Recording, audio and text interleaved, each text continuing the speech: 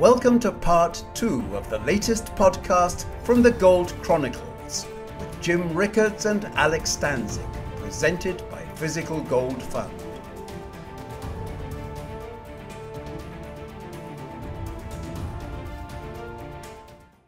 Yep, totally agree.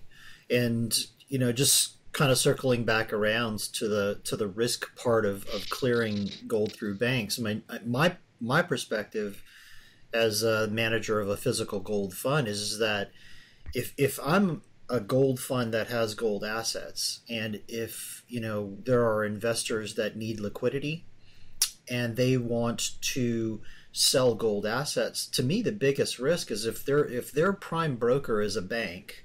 That's no different to me than what just happened in China recently with their stock markets melting down, or what happened in the 2008 global financial crisis. If I was a hedge fund and my primary dealer was a bank, and that bank was frozen up or locked up or unable to trade for whatever reason, I'm basically frozen out of the market. And that's in my view, a very bad place to be. So moving on, next topic. That's exactly what we've seen. Yeah. No, go ahead, Jim. Oh, I was just going to say, we've seen that. Of course, Lehman Brothers was the most famous example of proper bankruptcy, September 15, 2008. And there were billions of dollars of frozen accounts where the accounts were fully paid up, fully margined. Those securities or instruments or physical gold, whatever it was owned by the client. It was really just in safekeeping at the broker. But those accounts were frozen until there's some court proceedings, et cetera. And then, of course, we saw that with MF Global as well. So these things do happen in the real world. Yeah, I very much agree. Okay, so next topic, slowing economy. So contrary to optimistic thoughts, there's still a strong concern that the economy, I'm talking globally really, isn't getting better overall. The average person and sovereign governments as well are continually going farther into debt right now in order to make ends meet. The U.S. national debt, as you well know, is approaching the 20 trillion mark with a T. Who would have ever thought that would happen? And other countries are continuing to pile on the debt as well. So I think the compound annual growth rate in global debt over the last 15 years is around 6%. Jim, what are your thoughts about whether the economy is slowing or strengthening in the short to medium term? Well, Alex, the evidence is very good that the economy is slowing. The best thing you can say about the economy is it's weak. The worst thing you can say is that we're on the edge of a recession and may actually be in a recession before the end of the year. This was a completely predictable consequence of the Fed's blunders by raising interest rates in a weak environment. The Fed is always in the process of making a mistake. It's just they keep making different mistakes at different times.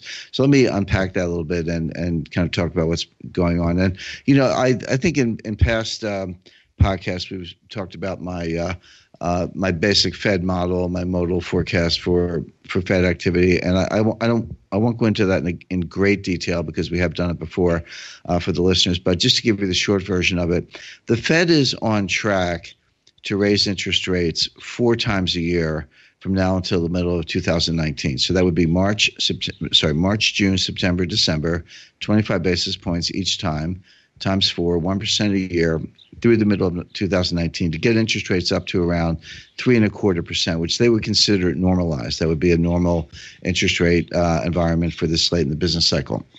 Now, however, that path is subject to 3 pause factors. So they're going to raise 4 times a year, but there are 3 reasons why they wouldn't raise, 3 pause factors. But they're very specific. One is if you see job creation dry up, so it's below 75,000 a month, not 150 or 100 or even 90, but below 75,000 a month, that might cause them to pause. The second factor is strong disinflation, moving away from the Fed's 2% inflation target. And the third factor would be a disorderly stock market decline. And I emphasize the word disorderly. If the stock market went down 10%, over 6 months, 2,000 Dow points or 200 points in the S&P, the Fed could care less. But if it went down 10% in 2 weeks, they would care, and that would cause them to pause. So that's the difference between disorderly and orderly. It just happens in a very compressed period of time. So if you see job creation dry up, strong disinflation, or a disorderly stock market decline, then the Fed will not raise rates. In other words, they will pause. If you don't see any of those three things, they're going to raise rates. So this is the easiest Fed I've ever seen to forecast. It's actually very straightforward. Why more people don't get it, why Wall Street doesn't get it, and they get all spun up over, some regional reserve bank president like Jim Bullard making a speech or something. I know Bullard is a nice guy, but his speech is irrelevant to monetary policy. I don't understand, but I just gave you the model to forecast Fed policy. Now, right now, and for some time, I said this a few months ago, but I'll repeat it for the listeners, the Fed is not going to raise rates in September. By the way, it's a July meeting coming up. They're certainly not going to raise in July. There was never any significant chance of that, but they're not going to raise rates in September. They're not going to raise rates on November 1st. That's their next meeting. December, I would put it way below 50%. If I had to call it right now, I would say they're not going to raise rates in December. They're done raising rates for the year. But, I'll update my December forecast as we go along. But right now, it's very clear that they're not going to raise rates in September. So I just said they were going to raise them, March, June, September, December. Now I'm saying they're not going to raise in December. Why is that? Which one of the pause factors applies? The answer is disinflation. It's not job creation. Job creation is still strong. Okay, over the past year and a half, it's trended down from way over 200,000 to down closer in the low 100,000 range, with a lot of volatility in there. But that's still good enough. The stock market is reaching new highs every day. So that's not a reason for the Fed to pause. But the reason is disinflation, the second one of the three pause factors. Where do we see that? Well, I said the Fed has a 2% inflation target, but there are dozens of inflation measures. There's CPI, PPI, PCE, deflator, core, non-core, trim mean. I mean, without getting too technical on all this, there's just lots and lots of ways to measure inflation. The one the Fed uses, and this is the one you have to watch if you're trying to forecast policy, is core PCE. It's personal consumption expenditure deflator year over year. So core PCE deflator year over year, not month over month, quarter over quarter, not non-core, et cetera. Core PC deflator year over year. That's the one they watch. They want that to be 2%. Now, here's the time series of the data. In February, it was 1.8%. So the Fed's looking at that saying, see, we told you it's going to 2%. In March, it came down to 1.6. In April, it came down to 1.5. In May, it was 1.4. We don't have the June data yet. The June data won't be out until the first week of August. But based on some other data from some other inflation metrics, not the ones the Fed bases policy on, but important ones nonetheless, in PPI and CPI, both of which showed downward trends. They're at higher levels. They're running hotter than PCE core year over year, but they are showing a downward trend. So based on that data, every reason to think that the PCE core year over year will be either at best 1.4, maybe even 1.3, maybe lower. That's a big deal. That is moving away from the Fed's 2% goal, wrong direction. It's moving very strongly. And most important of all, it's moving persistently. Now, what was Janet Yellen saying about that in March, April, May? I mean, I always remind readers, I don't have secret data. We're all looking at the same data. The only thing that separates us are our models and our analytical tools, and maybe a little just kind of different ways of looking at things. But Yellen's looking at the same data. But what was she saying in March and April and even May when this was coming down? She was using the word transitory, transitory. Well, yeah, I see it, but I don't really believe it. It's not going to persist. They're temporary factors, et cetera. One time it's oil. Well, oil is not part of the core. It's part of the overall index. It's not part of the core index. But if oil is going down, it does have ripple effects in other parts of the economy. So there might be reason to believe that that's, if you think oil prices are going back up, which I don't, that might be a reason to call it transitory, but that has persisted.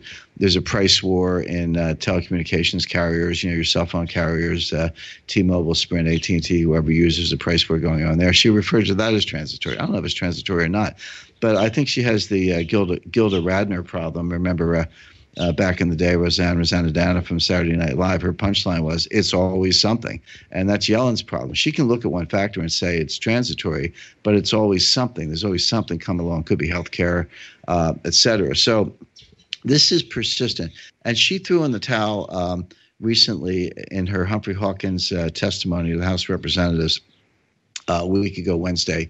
She acknowledged, she said, it might not be transitory or worse to that effect. She didn't quite come out and go full Monty and say, oh no, it's moving in the wrong direction. We have a problem. Houston, we have a problem. She didn't say that in so many words, but she was as explicit as she ever gets about the fact that this is now a problem. So that, boom, hit the pause button and see what happens. Now, interestingly, the Fed doesn't move on a dime. I just gave you 4 data points, February, March, April, May, PCE core, that would be very bad for the Fed.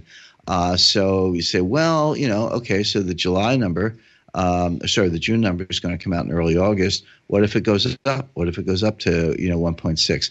That will not be enough to get them to raise rates in September. And the reason is it takes a long time to get Yellen to turn, but it takes just as long to get her to turn back. In other words, she's now flicked the switch. She's in, disinflation is a problem. We need to pause. She won't reverse that based on one data point. Now, again, if she sees, June, July, August, and is trending, then okay, maybe she's back on track for a December rate hike. We'll see. But as of now, September is completely off the table. And by the way, I said that a while ago. That's now, I see a lot of economic analysis have come around to that conclusion. But I know we told our listeners that even in the last podcast a month ago. So, but here's the point. This is a reaction to the fact that they had 4 rate hikes. They raised them in December 2015, December 2016, March 2017, and June 2017. They put 4 rate hikes on the table. And I would argue strongly that they began the tightening in May 2013. Now, the so-called liftoff, the first rate hike, was December 2015. So, like, well, Jim, what are you talking about? What do you mean they started in May 2013? That was 2 years before the liftoff. Well, the answer is that there are a lot of ways to tighten. You can do it with forward guidance. You can do it with tapering. And that's what they did. May 2013 was when Bernanke gave the famous taper talk, and we had practically an emerging markets currency and stock market meltdown. And then in December 2013, they started the taper. That persisted through through November 2014. In March 2015, Janet Yellen removed the last bit of forward guidance. They had been including the word patient in their statement, meaning we're going to be patient about raising rates, which means we're not going to raise rates until we give you a heads up. And they took that out, and that was the heads up. And then they didn't actually raise them until December 2015. But that whole sequence of warning about taper, starting the taper, seeing through the taper, removing forward guidance, those were all tightening moves. I remember people saying, tapering's not tightening because you're still printing money. Yeah, but if you're printing less money than you were the month before, that's a form of tightening. It's not extreme tightening, but at the margin, if I'm printing $80 billion a month and I go down to $40 billion a month, which is what they did in stages, that's a form of tightening. You can't say that expanding QE is ease, but somehow contracting QE is not tightening. That's just illogical, and it's also not empirically correct. But here's the key, Alex. Our friend Milton Friedman reminds us that monetary policy operates with a lag, and the lag can be 18 months to 2 years. So if you start tightening in small ways in 2013, you start tightening aggressively in 2015 and 2016, you should expect the economy to perhaps go into a recession in late 2017. And here we are, right on time. But, of course, the Fed is always the last to know. So they're going to try to undo the damage by pausing, but that is probably not enough. And then they'll have to, if we go into a recession, they'll have to throw the whole show in reverse, which means actual rate cuts and getting back down to the zero bound, and then QE4. So this, by the way, is extremely bullish for gold. I know we talked about gold earlier in the podcast. We switched to the Fed. But look, when people talk about gold going up or down, what they're really talking about is the dollar price of gold. I think of gold by weight. I think it's the right way to think about gold. I think gold is money, but for those who think of gold in terms of a dollar price, well, the dollar price of gold is just the reciprocal of the strength of the dollar. So a strong dollar means a lower dollar price for gold. That's what we saw in 2012, 2013.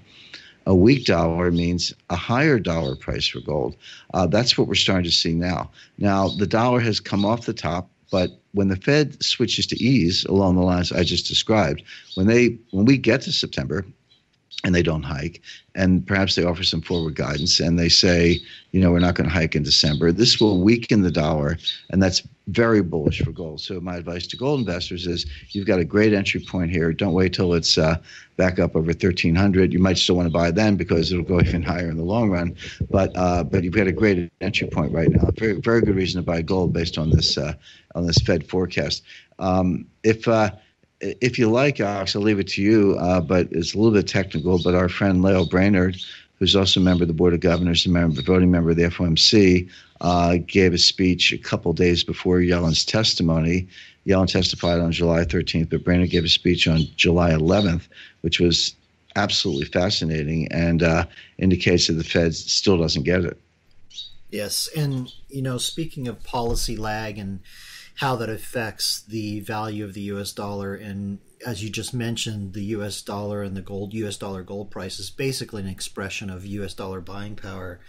There's sort of a common point of confusion here, considering that central banks have injected something like 15 trillion U.S. dollars of currency into the economy over the last decade.